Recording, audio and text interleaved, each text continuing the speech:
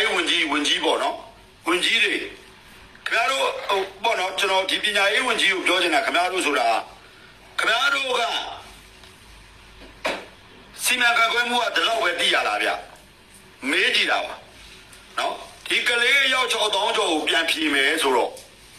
ဘယ်လိုမေးခွန်းမျိုးနဲ့ပြန်ဖြေမှာလဲအခုဒီနေ့ဒီမှာနော်23ရက်ဧပြီ4လပိုင်း23ရက်ဧပြီထွက်လာတာဟိုဘက်နေ့ရဒီတိုက်ကြီးပဲထွက်လာတယ်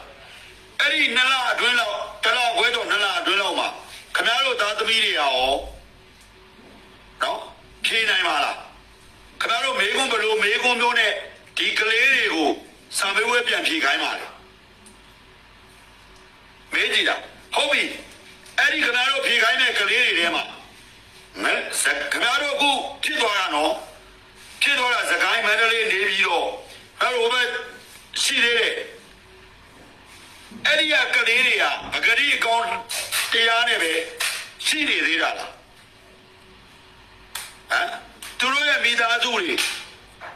ငလင်ဘေးထဲမှာပါမသွားဘူးလားကဲတည်တဲ့လူကတည်သွားပြီထားအောင်အဲ့ငလင်တန်လို့ခံစားနေရတဲ့တောကမီးတွေလောင်ပြိုင်နေတဲ့ကလေးတွေကဒီစာမွေးဝဲကိုပြန်ပြေးမယ်ဆိုတော့ခင်ဗျားဆယ်ပါးတာဂုံတူးထွက်တဲ့ကလေးတော်မှာဟမ်ပြန်မပြေတော့ဘူးအပြေးကျင်တော့ဘူးတဲ့အခုပြည်သူတွေပြောနေပြီးအောင်ပါဟမ်မပြေးကျင်တော့ဘူးတဲ့သူတို့မှလည်းဒုက္ခတွေလေ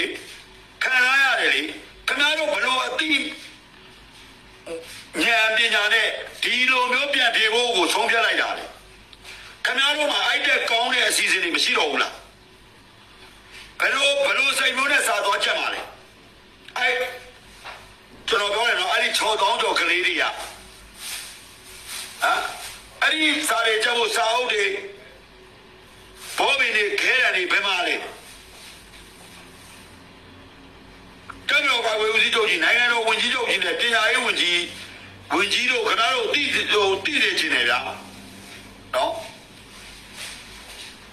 နိုင်ငံတော်ဝန်ကြီးချုပ်ကဒါတိလားမတိလားမသိဘူးဘာကကြိုကြီးဦးမရောက်လိုက်တိပါသလားခင်ဗျာဒီကိစ္စကိုဒီပညာရေးဝန်ကြီးကဘလို့ဆွေးနွေးတော်ဆူးရောက်ပြီးတော့မှဒီငလင်လောက်တဲ့ဒေသတွေကိုစာမိုးဝဲပြန်ပြေးရမယ်ဆိုပြီးတော့ဘလို့အုံနောက်မျိုးနဲ့ပြောလိုက်တာလေအခုလူတွေကဆဲကုန်ပြီနော်အဲ့ပညာရေးဝန်ကြီးကလည်းဘာလဲဘယ်သူလဲတော့လည်းမသိဘူးအခုဆဲကြတာဘာကကြိုကြီးကိုပဲဆဲတာဟာကလေးပြန်ပြေးခိုင်းကလေးမသိဘူးလေပြည်သူလူထုကလည်းမသိဘူးလေဟာ